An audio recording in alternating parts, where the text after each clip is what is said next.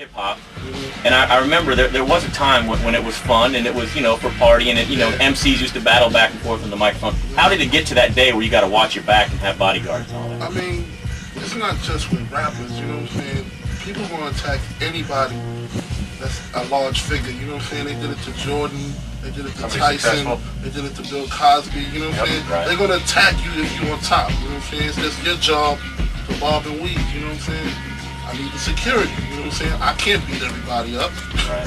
I go to jail, they'll sue me, you know what I'm saying? That's because there's certain things you do when you get to a certain level, you know what I'm saying? Is it possible, and I don't want you to by any means, I'm asking it, me as an interviewer, I have to do this, I have to ask the question.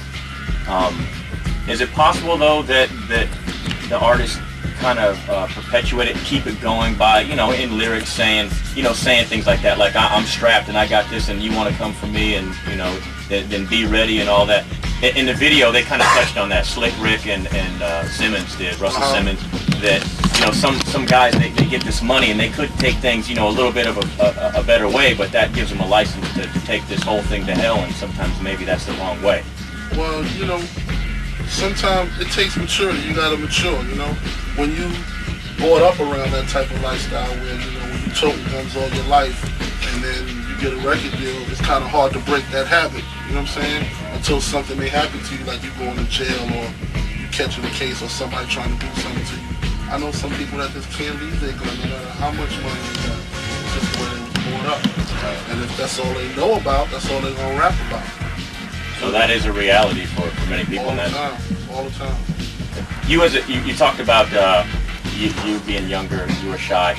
What are you about now? There's a lot of people out there that go, oh, Biggie's this or he's that or he's this or this. Just really quick, I want you to tell me what you're all about. That forget everyone else and what they're saying. This is what I'm about. Here's on a daily basis. This is me. It's a real person. If you're cool with me, I'm cool with you. I'm not the person with the attitudes or the grudges, or I'm not the person to judge somebody when I just meet them. If you're cool with me, I'm cool with you. We can do whatever. We can drink, smoke, kick it. You know, I just like to stay to myself and stay with my immediate family because I know those are the people I can trust. Those are the people that know me inside and out, and I know them inside and out. I'm not really too accustomed to making new friends, but we can kick it. Right. Are you talking to us, the Doghouse? Maybe you and I can kick it after 10? Okay, cool. I'm good. Speaking of trust, we hear stories all the time in the business about you got to watch your back when it comes to the business. Do you? I mean, Oh, definitely. You gotta sharpen up. You gotta know exactly what's what. What's good, especially if it's your money. When it comes to your money, it's only right. You know everything. If you lend him some money, oh, no way. Yeah, he's done it before. He hasn't seen a penny. I swear to God, he ain't getting it back either. Screw that. Well, if you lend anybody some money, you want to know exactly what you're lending the money for. Right. Same thing. Now, you mentioned earlier that music wasn't your first choice as a kid. What would you see yourself doing if you didn't get into music business? I'd probably still be hustling, streets grinding. I'll be in your crib. No, Maybe so. I'm gonna tell you what.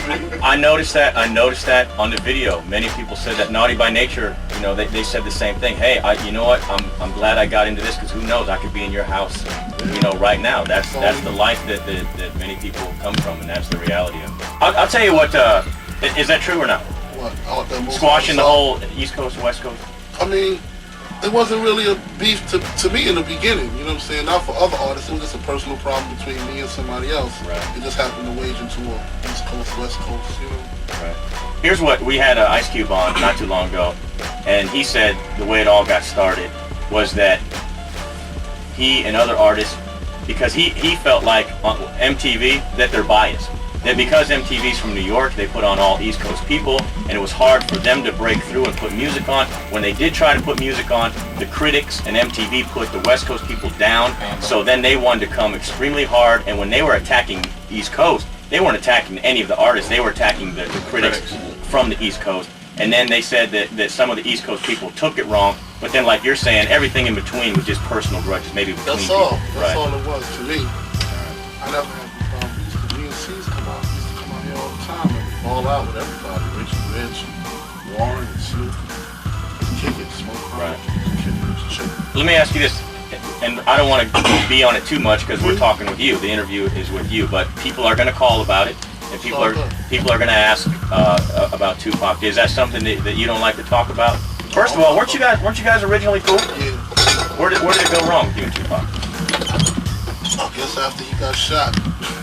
Did he? Now he said in one of his songs, and like I said, we're not going to go on and on about this, but he said in one of his songs he knows you sent somebody to shoot him that first time. Is that true or false? Why? No, it's false. Why would I do that? Okay. Do you think he was just hyping a record, or you have no idea? I don't know what was the problem. You know, I wasn't inside his head at the time. I don't really know what's the reason for him doing what he did. I think, you know, him being gone, I think it's time to be forgiven. Right. And we do need to let it go. But did it hurt you? I want to ask how you felt though, like when you first heard like Hit 'Em Up. How did that? I mean, it has to hurt some because you guys used to be cool, and then to hear all that. It hurt, but I kind of look at it like it's business.